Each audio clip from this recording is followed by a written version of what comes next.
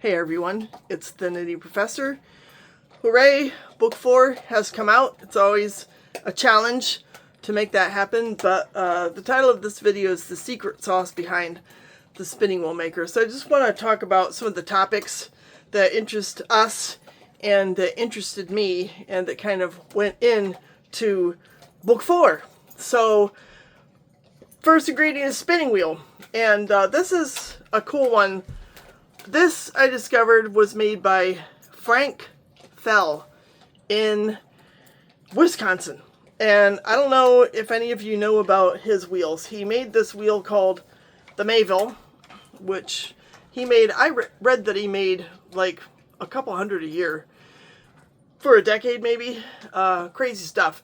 And while this spinning wheel is not as ornate as the ones that are featured in the spinning wheel maker, it's you know, a lot fancier than a lot of the ones that you see today with all these turned parts. Now, the ones that are in book 4 are very ornate, and if you remember how Queen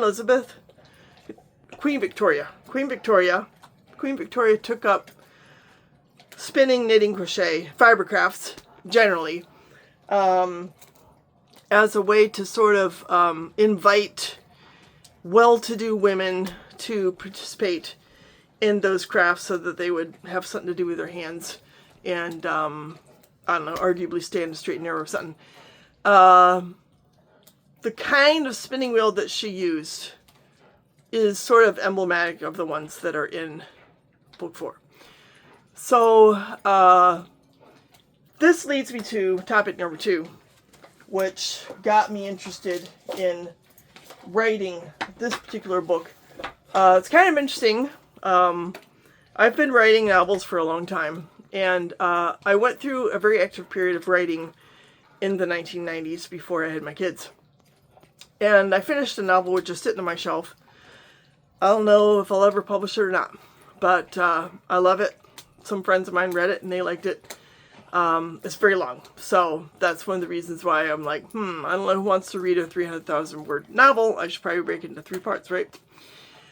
But then I started a novel that was set in the 19th century and had something to do with the Amana colonies, because I was really fascinated with that whole historical episode back in that particular time. In fact, I actually translated a whole book of like a journal or a diary of the Amana colonies.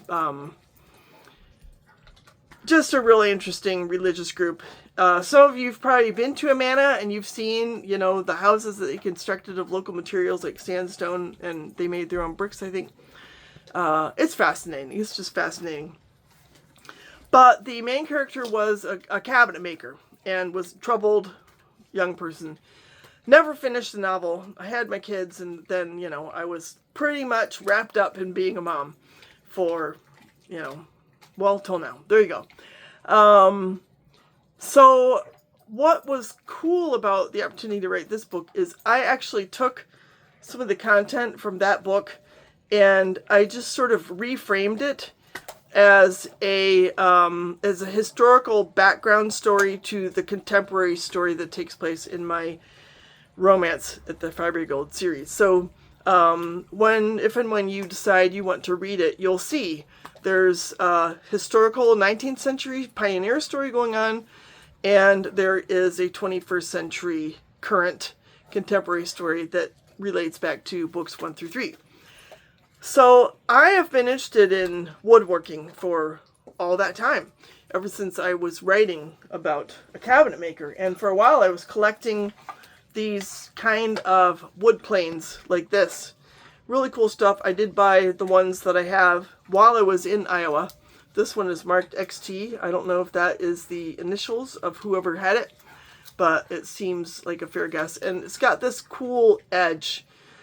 So when I was learning how I could realize this idea of having people build spinning wheels according to old-fashioned techniques, I did a ton of research, and one of the things that I discovered, which is so interesting, is that because there were no power tools and no routers in the 19th century, wood planes did every decorative edge that you could imagine. So here's one example, right? You can see it's got some different curves to it, and you would just use this plane in order to realize that shape. On millwork, for example, this is a much more simple plane with just a rounded edge. I don't know how old these are, but they're probably at least a century old. This particular one, it says Sandusky Tool Company. I don't know anything about it. If you guys know something about it, that'd be cool to pass along that information. So yeah, I studied a ton about how to actually make spinning wheels, acquired books about spinning wheels, but my interest in wood joinery has been around from far before my interest in spinning took off. And I have a whole collection of books. I've built furniture. I have built stools, tables, cabinets, drawers, and I was like working my way up to, I would like to make a full-blown dresser, but I also think it would be really cool to try my hand at making a spinning wheel. So that is another ingredient in my secret sauce.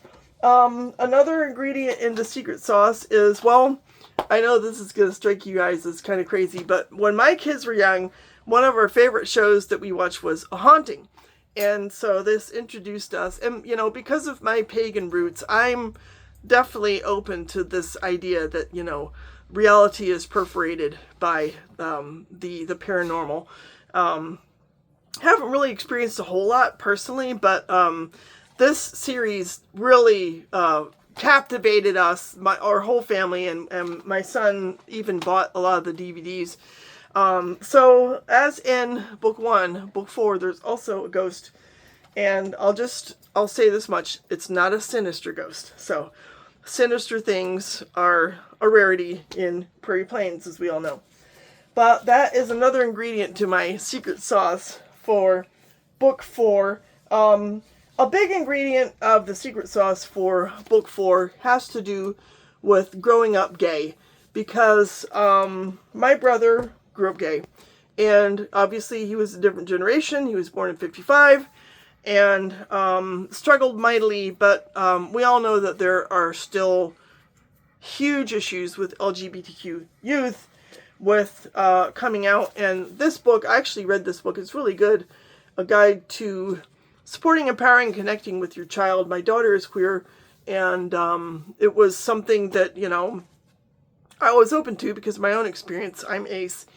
But a lot of people don't have those kinds of experiences to draw on as a parent.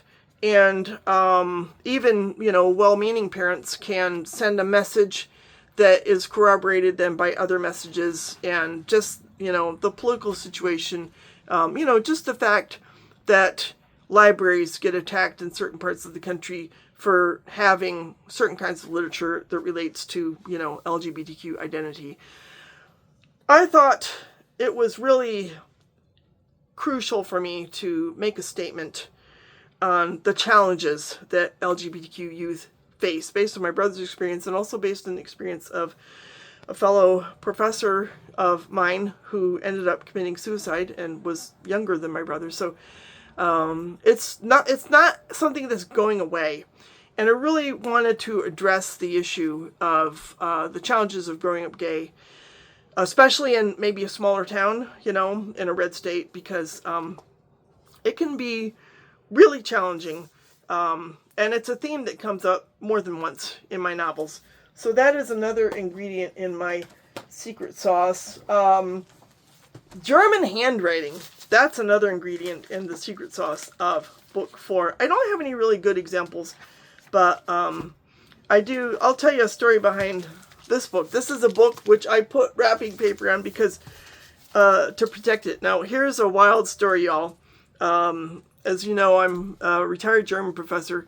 When I taught at Drake, living in Des Moines, one time, this really strange thing happened. I love to walk. I passed by a dumpster and it had books in it. And not that I'm a typical dumpster diver, not at all. But this was a really rare find. There were like 20 19th century German books that had been tossed by a library, and they had ended up in that dumpster, and I was just shocked. And I grabbed them. This even says where it's from. This was originally from Grinnell College, property of the modern language. And this is, I should take off the cover for you, but I don't know, the outside is ugly. This is a literary history from the end of the 19th century. No, yeah, 1897. So, Geschichte der deutschen Literatur. And what's cool about this, which I can make use of this now in the context of German writing as the secret sauce, is it actually has sample handwriting from authors back in the day. Let me see if I can just drum one up really fast. This is a treasure trove. Here is, for those of you who are in the know, facsimile of a handwritten poem by Johann Wolfgang von Goethe. Isn't that cool? So this is the kind of thing that I translate sort of on the side. I have been doing it for a long time. Warum zeigst du mich? Und so weiter. Tausende. This writing is 18th century. I would have to spend, I could probably get that translated in about 20 minutes. But I especially read, here's another one from Heinrich Heine. This is 19th century writing, and it's a little bit tricky to read, but you get used to it, you get it figured out. Auf die Berge will ich steigen, wo die frommen Hütten stehen, etc. So German handwriting comes into play prominently in Book 4, because there's this mystery of this guy who built a mansion and left papers behind, and Sigurd and Ben from the previous novel, they're like, we've got to figure out why he made these spinning wheels, right? So my last secret sauce ingredient is old mansions, because the mansion is the product of the spinning wheel maker, who was a cabinet maker and also built Kunstkastle. That's what they call it. This is a fun book. That's Daughters of Painted Ladies. I think I have the Painted Ladies book too, but just so inspirational, you know, to see some of these incredibly ornate houses and just sort of cogitate. My mansion resembles a Central European manor house, because I just wanted it to. Spent a lot of time in Hungary, as you guys know. But the inside, and it'd be nice if there were more interiors, but the inside resembles something along these lines, and it was carefully, painstakingly restored by the citizens of Prairie Plains as a thank you to Ben. Here's some more interior scenes, more sort of inspiration for the descriptions of the rooms in the novel. So there are some other ingredients to this novel. Obviously, lots and lots of fiber fun. Ben's French family, a baby, which obviously I feel very partial towards babies. In fact, one of these days I'll be a grandparent and I'll be really excited. A garden, you know, just lots of fun, beautiful things, inspiring things throughout the novel that I think you will enjoy, with a plot surrounding a young man who's struggling with his sexual identity and orientation. So, obviously, we have to have happy endings in Prairie Plains, and my beta readers really enjoyed the novel. I do think you'll be excited to see how everything comes out. Probably won't be quite what you expected. That's what I was told, which is great, right? I like to throw curveballs because I think it just makes reading a lot more interesting. So I just wanted to sort of share the secret sauce ingredients behind Book 4. It was really important to me to get it out this month because it's Pride Month. I appreciate my cover designer helping me to make it happen, to get over the finish line. It is actively being posted on ebook sites, and Amazon has it. I'm waiting for the Ingram Spark version to come out in Barnes & Noble, and, you know, in a week or so, you should be able to find it everywhere. So I will post the links that I have. And if you guys have any questions, let me know. Look forward to your reaction.